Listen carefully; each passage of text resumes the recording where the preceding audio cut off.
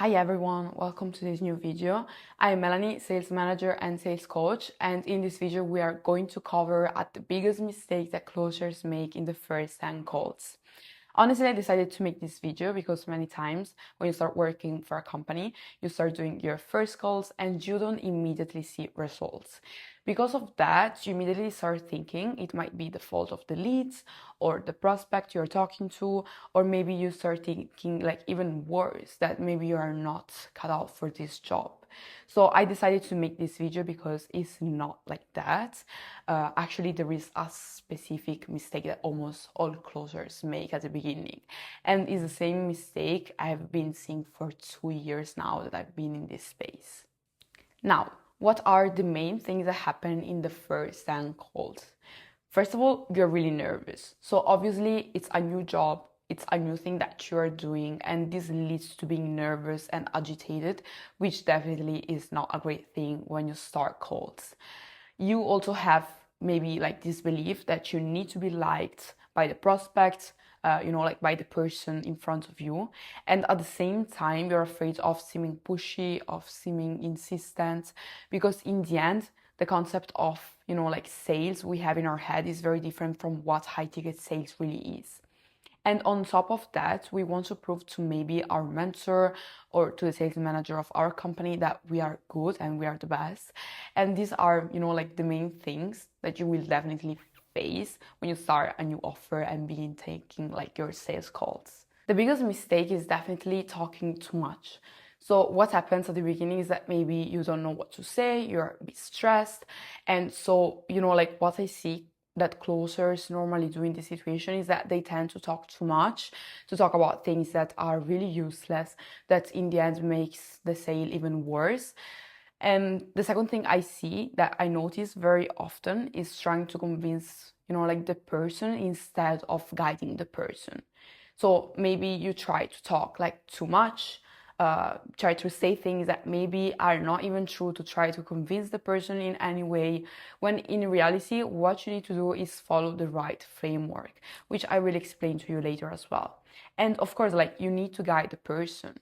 Another problem that also comes from the rush is explaining the offer too early.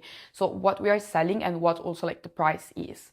Honestly, in the world of high ticket sales, we first need to understand what the person needs actually, are. Listen to the person, understand what the real goals are and, what also they want to achieve. And then if our product can honestly be a correct match for the person, we then go on to propose like the program and talking about the price as well. Explaining the offer like too early makes the person see us as inexperienced people who only like want to sell something to make a commission, and this will really push the person away from you. One thing I always say to my girls is people like to buy, but they don't like when a person is selling to them. Another thing that happens right after explaining the offer too early is justifying the price.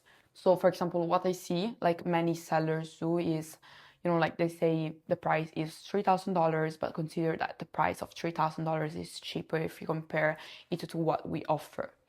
Phrases like this is completely, can completely destroy the sale and push the person away from buying. If a person is confident in what they are saying and confident in their products, they state the price and it's obvious that the person will buy. This is the mindset you need to reach. Now, why is talking too much a problem? So first of all, because you lose control of the call, okay? Because like remember that in a sales calls, the person should talk more than you do. Second, because it doesn't allow you to ask deep questions because you are too busy talking, explaining, and justifying yourself. And on top of that, you don't bring out the prospect's real problem, the real pain point. So if a prospect is there with you, let's say to purchase a fitness program, their problem maybe is not just related to the fact that like the person wants to lose weight. Maybe the problem could be related to the fact that this weight loss situation is creating discomfort at work or in the family.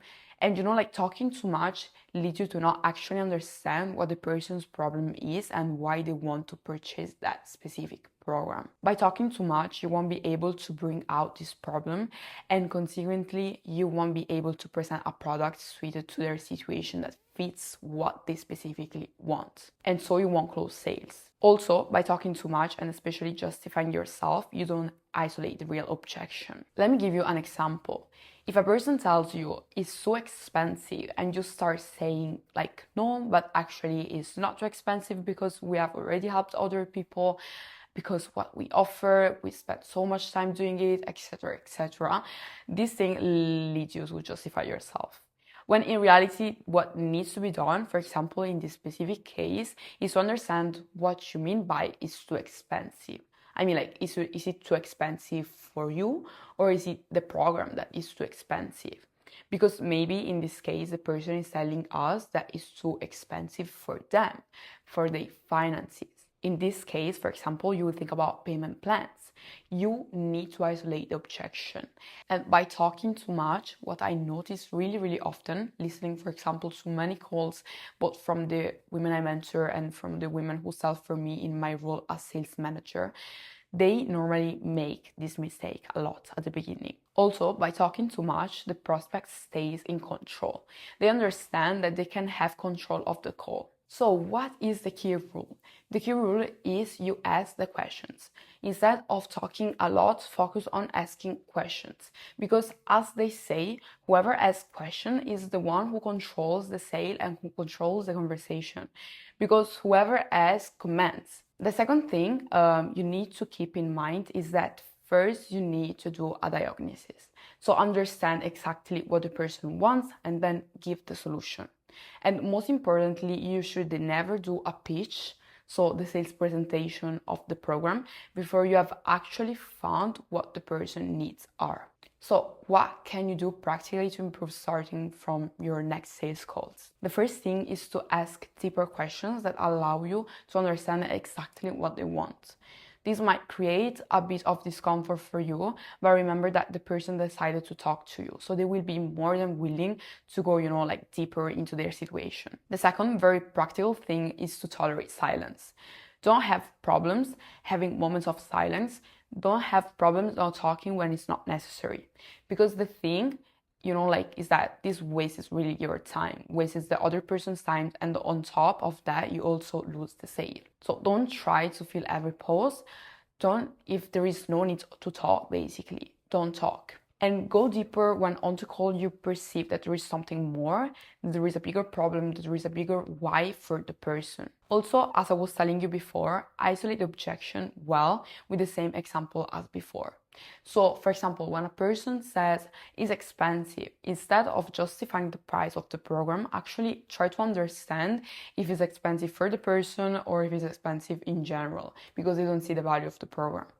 That is an example to make you understand how it can be for, the objection, I need to think about it. We understand why they need to think about it, so that if we isolate the objection, we could, for example, understand that maybe they need to think about it for a financial reason or for any other reason. But if we can understand why they need to think about it, we cannot isolate the objection. We will never as well be able to handle that. So to conclude, first of all, if the first 10 calls or even the first 20 calls didn't go well, don't worry, because the first calls in general are for learning to give yourself control as well. Also, the confidence you have doesn't come from talking more. Actually, many times is the opposite, but it comes from, guiding the conversation better by asking questions. So that's all for this video. I hope you liked it. If you have any questions at all, feel free to ask them. And if you're ready to start a mentorship program with me, you will find the link below to book a call, or you can even write to me directly on Instagram. So that's all for this video, and see you in the next one.